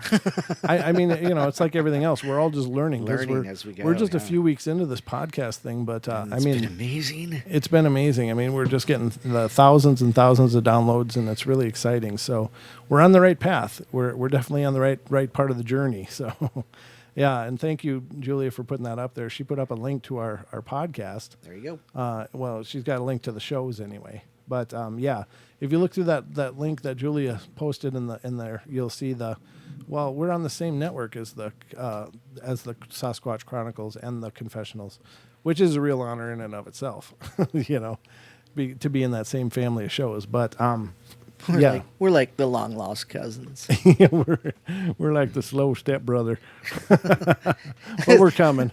This is my brother Daryl. Your mother, brother Daryl. Yeah, exactly. Yeah, that's right. I forgot that, the old Newhart show. I used to love that show. Larry and his brothers. Yep. My name's Larry. This is my brother Daryl. This is my other brother Daryl. Bunch of hillbillies. Oh man. Up there in the hills of New Hampshire. Yeah. That was a great show. That brings back a lot of memories, doesn't it? Wow. I used to love that show. And I liked it just because Bob Newhart's delivery was just so... I know, just so like... He did the monotone. greatest deadpan. Yeah. You know, he'd just deadpan everything, and it'd just be hilarious the way he did it. He just had the greatest delivery. No, your link's not wrong, Julie. It's just that your link goes to the show list. Right. And that's fine. But if you did Paranormal Portal after that link, then it should be right to our show page on Revolver, but it's fine the way it is too. Here I'll also put on Confessionals. Might as well put his up there too, because Dee says, I've never heard of him. Yes. I listened to the Sasquatch Chronicles today too, as a matter of fact, the stinky neighbor one. And it was, somebody thought they had a stinky homeless person. Oh no. And it wasn't a stinky homeless person. But he did like a game show on there of Sasquatch knowledge, and I would have scored pretty well. I did pretty good. As I was playing along in my head, I would have gotten, I think, more points than both the guys that were on there. Not that I know a hell of a lot about Sasquatch, but the questions he was asking, I knew a few of them that the other guys didn't. So I was kind of proud of that. But it was a good cool. time. Yeah, that's cool. he did the "Want to Be a Millionaire" sound to it, you know. So when they're like asking the questions, yeah, it was really well done. And Wes did a great job. So a lot of fun, ladies and gentlemen. All kinds of paranormal fun, no matter where you turn. That's that, and of course, don't forget Duke in the World Bigfoot Radio. His last episode was a brilliant one. It was like, and the Sasquatch smacked somebody. It was really a good episode. Well done. It was, dare I say, even better than the episode I was on. So, and that's hard for me to say, but it really was. No, it's true. It was really a good show. So check out World Bigfoot Radio as well. Duke is always doing top-notch deliveries out there, too. That is true. I will agree with that, but it wasn't better than... Oh, well, I thought it was really good. But I've already heard my own stories so many times. So it was all new to me. But it was really well done. And if you're not familiar with Duke's show, he does a lot of visuals along with the storytelling. And so it's really well done. Like on the episode I was on there, I was talking about seeing the UFO with the binoculars, not seeing it, not seeing it. You know, as far as raising and lowering the binoculars, and on the visuals, Duke did a picture of a flying saucer, then just a picture of trees, then a picture of flying saucer, and then just a picture of trees. He did it really brilliantly. He did a nice job. So it was a lot of fun, a lot of fun. But I don't know how we doing here. 8:30. We got about 20 minutes. It's only 8:30. Yeah, Mine only. says 8:37. Well, that's kind of where I was going with it. We're still in the 8:30s. Are you in a rush? No, not at all. As a matter of fact, I have yet another story if you'd like to hear one. Oh, by all means, please. Oh, okay. The Las Vegas crash. Oh, cool. An almost forgotten UFO crash in Las Vegas on the evening of April 18th, 1962, was actually tracked by U.S. military radar right the way across the United States. Was actually tracked by the U.S. military radar right the way across the United Probably States. all the way is what they meant. It's highlighted for some reason, but anyhow. Oh. The aerial anomaly would enter New York airspace before making it across Kansas, Colorado, Arizona, Nevada, where it would ultimately crash to the ground. Fighter jets were scrambled from Luke Air Force Base just outside of Phoenix, Arizona. According to the reports, the craft initially came down in the town of Eureka in Utah, causing a temporary blackout, before rising quickly to the air again. As it approached Las Vegas, it vanished from the radar screens.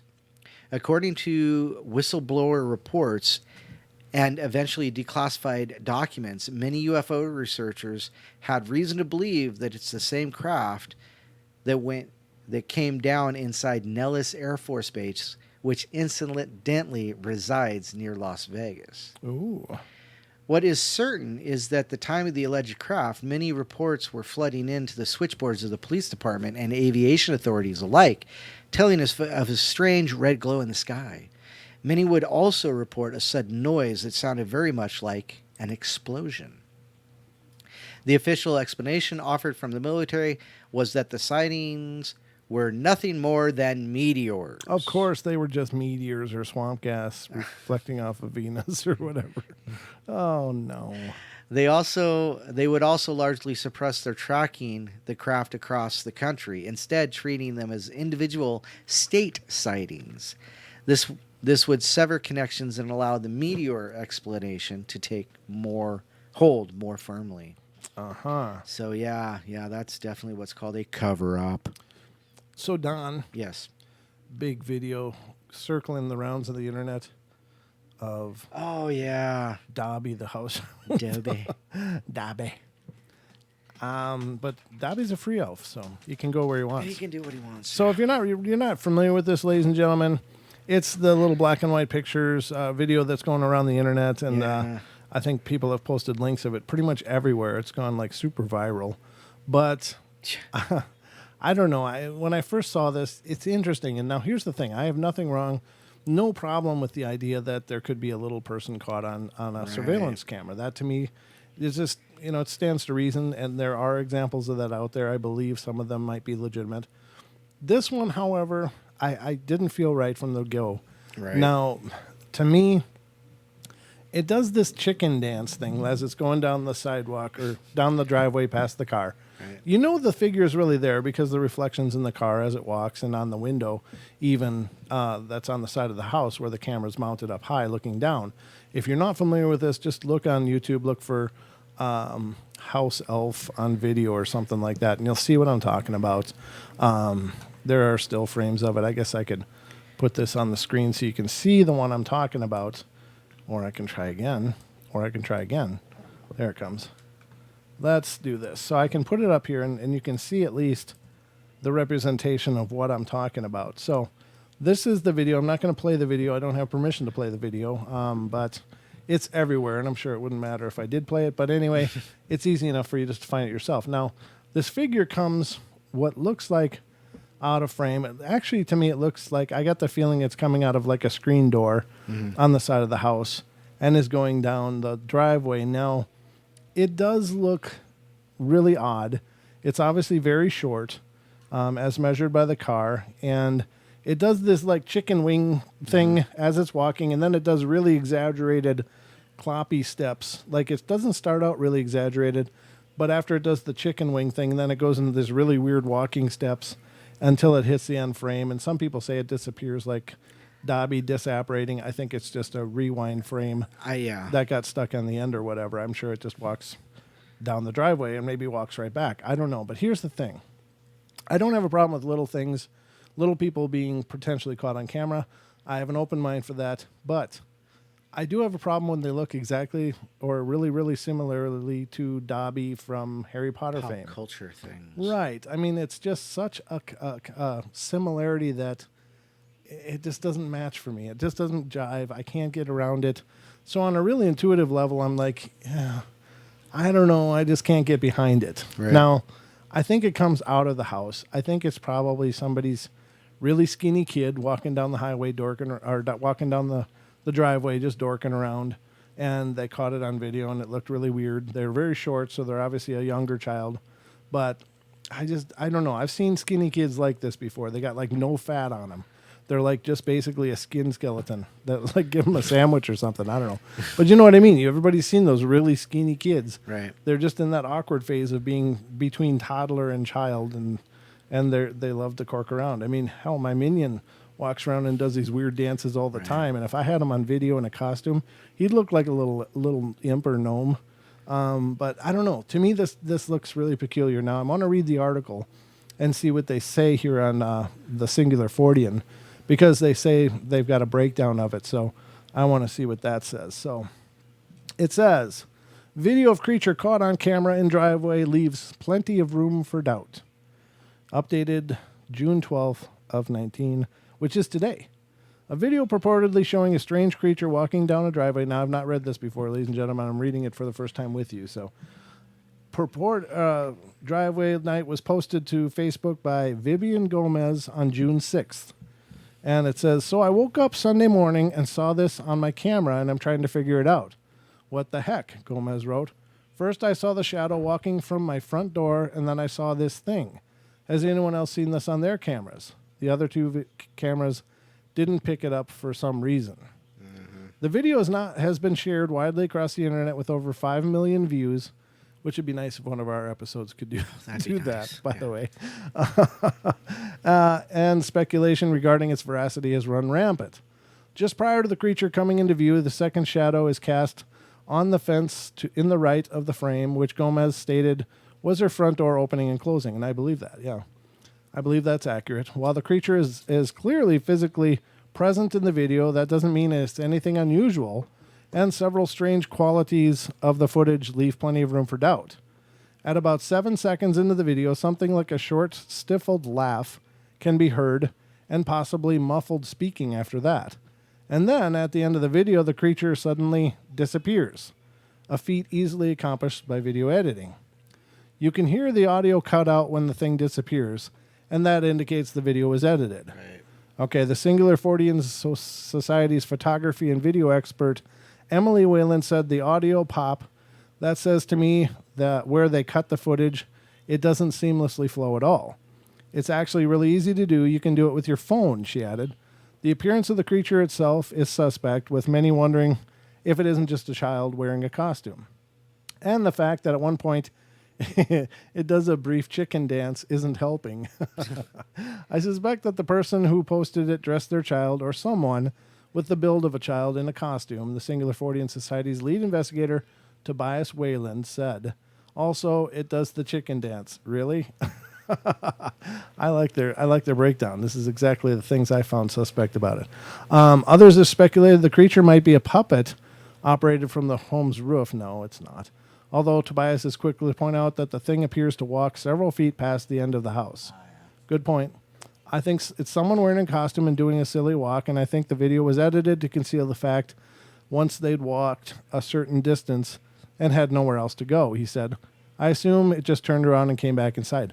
Now, also, if you watch that video, too, there's a part right at the end where it appears, and I'm going to point this out with my mouse here. This side of the head, you got to watch this side of the head really closely. And what happens is it looks like it might be a towel wound up around the head or something, because once the figure gets down here towards the end, it turns its head looking to the left, and it looks like the towel flops down. There's a quick frame or two in there where that something's flopping down, like maybe that's when the costume was falling apart or whatever they had going on here. So they didn't mention that in this breakdown, but that's another thing I noticed, that something seems to fall from the head, like it would be it could look like a floppy ear, like the Dobby ear or something, but to me it's more probably a towel that's wrapped around the head that just suddenly flops down, and that's where they trimmed the end of the right. video. But I think they did a great breakdown here, and I think they're absolutely right. I agree with you guys 100%, and nice job, Singular Fortean. I'm still a big fan. You know, did you notice that the film, the person who examined the film had the same last name as the person? I'm betting they might be related, you think or so? married or something. You think, wow. Yeah, I'm not sure how big the Singular Fortean is, but they could be a husband and wife. That's what I'm thinking. Yeah, no, that's really cool. I caught that. I was like, oh, that's interesting. But I mean, that's the way a lot of places are. I mean, why is love abounding in the portal, D? What's going on? Love is always abounding in the portal. What's going on? What am I missing? Nothing. I haven't seen anything going on weird. Don, your bean Don died. Oh, the Duke, the dog from the famous baked bean company. Oh, the talking dog. No, I got nothing. Bush's baked beans. Okay. The dog that supposedly, anyhow. Okay. The dog died recently. Oh. Okay. That's too bad.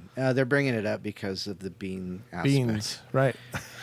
Yeah. Part of the lore of the portal, Don. Yeah, go back. You will be forever immortalized, not only for your fine work on the show, but for the funny things you do. Those would be fine works on the show. But definitely for the fine works you've done on the show that have stuck into all our memories. So we got this one, and this one sounds interesting. I like the site. I really do. I like Singular Fortean. I hope you guys check it out. They do a great job. Anybody can see fairies, says Fairy Whisperers during morning show appearance. Anyone can see fairies. Now, I'm good with being, being excited about fairies, and I think that that's cool. I personally am as well. I think that whole idea is fantastic. However, I don't know if you can expect a lot of credibility when you show up on a talk show like this. Yeah. I don't know if that's the best way to represent your and now I'm all for individual expression. Don't get me wrong, ladies and gentlemen. But if you're trying to convince people that there are fairies out there, you probably are not going to convince a lot of people dressed like this. This one's got the whole Tinkerbell thing cooking. Yeah. This is, I don't know, from Cinderella. Is that like a fairy godmother kind of deal? I don't know. And I'm not sure what's going on here. But, I mean, lovely ladies, that's fine. But it's probably not the best way to drum up support of your cause because you look like a caricature. I don't know. Maybe I sound like a dick when I say that. I'm sorry if I do. That's not my intention. I'm really not a judgmental prick. I'm not. I try not to be ever because... Family show. Well, I just said prick. That's not terrible, is it? No. Okay. All right. But I'm just saying, it's fine for children, of course. That's cute and beautiful. And when they're don their fairy gear and go out and dance in the lawn or whatever, that's adorable. But for ladies that are obviously mature, it's a little different. I'm just not used to seeing that, I guess is what I'm saying. So these ladies say, of course, that anybody can see fairies, and I think that that's cool. I really wish I could.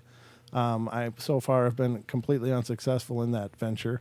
Not that I'm going outside and staring at flowers and stuff all day, but I do think that there's something to these old legends, that these legends exist because there's some basis in reality. And I believe that there are transdimensional beings, and one of those may very well be the kingdom of the Fae, that they can come and go and have come and gone throughout our histories, and that has led to the foundation of them in our folklore and legends. So, but these women who claim to be regularly in contact with fairies appeared on the British morning talk show This Morning with Philip and Holly on June 3rd, hosted by Philip Schofield and Holly Willoughby. The women, Jessie Smart, Rebecca Broomfield, and Karen Kay, related their personal interactions with fairies and shared a video in which they claimed a fairy could be seen flying near a stream. Now, I don't have permission to show that. The video evidence shows what appears to be blurry, reflective object fluttering about near a bridge over a small stream. When asked by Schofield if it could have been a moth, Smart replied, "It could have been a moth, but it could have been a fairy." Well, that's true. But it could have been a miniature 747, too. You know what I mean? What could it be? Well, it could be anything. Well, there you go. So if you want to talk to fairies, apparently it's possible. What were their names again? Who, the ladies? Yes. Oh, let me get back to that. Jessie Smart, Rebecca Broomfield, and Karen Kay. Oh, okay. All right. Why do Well, I'm doing some research. Oh, okay. Gotcha. Let's see. It says the host asked why she herself is unable to see fairies despite her desire to do so. Good question. Great question. Anybody can see fairies if they want to show themselves to you. So it's about being respectful or being in a place, maybe outside in nature or indoors by a plant pot, and being receptive and just saying in your mind or in your heart, fairies, show yourself to me. And if they want to, they will. So there you have it. That's possible. Wow. I don't know. All you have to do is Google fairy whisperer. Uh-huh. And apparently there's a few people who can do this. Yeah, I mean, it might be possible. I don't know. I don't know what to make of stuff like that. I just, again, I have a real open mind to this. Yeah, but, like we've said many times before, like regarding, demon possessions and some UFO reports or whatever, Yeah. You really have to take in consideration mental status, Oh, for sure. Those kind of things. I mean, there are plenty of people who I believe fabricate their reality in the sense that maybe what they believe they're experiencing, maybe they really aren't. But then again, Who's to say Who- yeah. what reality is real? who gets to flip that switch, and who gets to Right. say, well, this is real and this isn't real? I mean, reality is subjective. So in all fairness, yeah, I believe it could be possible there are people that communicate with fairies. I don't know what that's like. I don't know what that means. I don't understand a lot about it, but I think it's important, and it's kind of like, it's kind of like with the paranormal, right? I mean, there are those that believe there's Bigfoot out there, Right. but they think that ghosts are all a bunch of bunk. And there are people that believe in ghosts that think that Bigfoot's a bunch of bunk. Right. And it's like, why do you have room in your paradigm for one of those, But not for. but you the completely others. exclude the possibility of the other? Right. And then there's the UFOs on top of that, And so, I mean, how come one is possible but the others aren't? Or how come two of them are possible but the third one is just unrealistic? At what point do you make that qualification Yeah. or make that distinction? Yeah, and why? What are your reasons for Sasquatch being real, but small people not? Exactly. What is your justification on that? Yeah. Randall Electric says leprechauns are considered fairy, and we Actually, know- gnomes. we They're would- supposed to be gnomes. Yeah, we would know a lot of people who would go the other way with that. So Right. And you're right that they are believed to be a magical being, but apparently, according to Robin Moonshadow, who's been a guest on the show many times, she says they are but they are a gnome, in the gnome family. So more of the proto-pygmy type, yeah. Well, yeah, proto pygmies. I think for those are more like the more bestial ones. So she does little people and proto pygmies, Okay, and so so little people. yeah, Duke Sullivan just walked in the door. he Duke, did. He said he got back from squatching. he's squatching. He said he found some partials in a rock stack. Nice. Nice, yeah. Nice journey. It's a guy like Duke, when he goes squatching, it's like he knows where to go squatching. When we go squatching, we just try to stumble onto something. We're Usually it's just the rocks or our shoelaces. yeah, exactly. So very interesting. There's apparently going to be more need for us to go squatching in the near future, though. Definitely. Yeah, you said you got a report back from the chicken people. Yeah, the somebody the place where we took those pictures. They looked out their window one morning just recently, like 2 or 3 days ago, and they in the morning they look out their window, they look at their chicken coop, they make sure everything's looking good and everything. So they said that when they looked in the morning, everything was fine, the chicken coop was all closed up and everything was fine. But they said later, like hours later, all of a sudden the chicken coop's wide open and the chickens are everywhere. And one of the little ones in the house said Sasquatch did it. Said Bigfoot let him out. Ooh. So interesting. Now, do you know if did they lose a chicken? No, I don't think they did. Okay. They didn't mention losing any chickens this time. Okay. Which is kind of weird in and of itself. It is. But then again, like I said, there's coyotes and dogs all over that area. So Right, but they would definitely not open a chicken gate. well, they wouldn't open the gates. No. Right. So something opened the gate. That doesn't make sense, but I'm by that narrative, it sounds like they were opening the gate, but then probably realized they got seen by a little person and decided to hit the hill. Maybe. Is kind of what I'm thinking from Maybe. that. But they didn't obviously stick around to shut the gate. They just like, oop, get out of here. Elaine said the chickens did it with their chicken fingers. Oh, funny stuff. Well, I guess that about wraps it up for us tonight, ladies and gentlemen. Yep. I did want to say there's a former witches' prison in England. Oh yeah. That's the most haunted house in Essex It's is for sale called the Cage. in England. And the funny thing is that I just was watching an episode. Let me pull it up here if I can. Well, you didn't see me post that the other day. I posted it up and This asked is- if any of our parafam wanted to purchase it. It's just under didn't. 300,000 American to purchase it. Wow, and it was built in like the 1500s Yeah. or earlier. But Yeah. this episode of the Paranormal Files, they just posted it on June 11th. They just investigated the place. Oh, wow. And I just happened to stumble on that today just earlier, and now I'm seeing this, but I didn't see your post. Oh. So that's interesting. But Synchronicities. the new Paranormal Portal studio, what? Where's the new Paranormal Portal studio, Jim? I wasn't even on Oh, the... no, he's talking about if we bought the cage. Oh, If we bought the witch's house. yeah, if we bought the witch's house, I think, judging by the EMF that was coming out of that place, apparently on the cage area where that used to be the prison that housed the witches, Right. the whole floor is like off the charts on the EMF meter. Wow. It was pinned off the scale and blinking. They laid the EMF meter down the ground, and the thing was pinned on this Paranormal Files Crazy. channel. So go to the Paranormal Files, and you can check out their investigation of it. They didn't really catch anything over the top as far as activity, but apparently the EMF in that place is off the freaking charts. Well, there's a lot of reports that the people that have lived in that house have been attacked, scratches, bruises, all kinds of creepy things. Yep, Now, kids' toys, Yeah. playing around themselves with a woman ironed a shirt. Yeah, Yeah. I saw some of that in the lead up to the show, but Yeah. very cool. But I guess that wraps it up for us, ladies and gentlemen. So, Don, anything in closing? If you haven't experienced the podcast, hit it up. The links have been dropped several times. You can always check the Paranormal Portal Facebook page. And get the links there as well.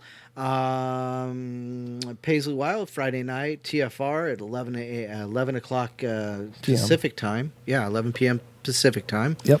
And then, of course, Saturday, I'll be back on this show here. You will. I'll be expecting you, and we'll probably try to pound out another one of the podcast, podcasts yeah. as well as the episodes. So this is hour number 4 of Paranormal Portal broadcasting for me today. So I think I'm good to go, but Yep. I love you all. Be good, be kind, be nice, take care of each other, help each other out, find the magic in every day, and remember to laugh as much as you can. I hope you've enjoyed our journey through the paranormal, especially learning about our moon and all of the mystery surrounding that. So Oh, that was great. it turned out to be an epic, it was just unintentional shows. Again, we always come into the portal with kind of a rough idea of what we want to do, but the portal decides, and then we just go for the ride. So, we ended up being on the moon for an hour and a half. So I didn't intend to even talk about the moon tonight. So that shows you how this works. But it's the flexibility of There you go. rolling with the punches. But we love you guys. Have a great night, and we will be back. I'll be back tomorrow with more of the bedtime stories. And definitely check out the podcast, subscribe, and then you'll get the podcast delivered to you as they're released. But so go on to, if you have an iPhone, they have a podcast thing built right into it. I'm sure Android has something too. Yep. Find the portal and keep them downloaded. There you go. And check out the Confessionals and Sasquatch Chronicles as well. And Duke's. And Duke's World Bigfoot Radio on you go. YouTube. All right, guys, love you, and we will have a wonderful night. I hope you have one as well. Good night, everybody. Good night, everyone.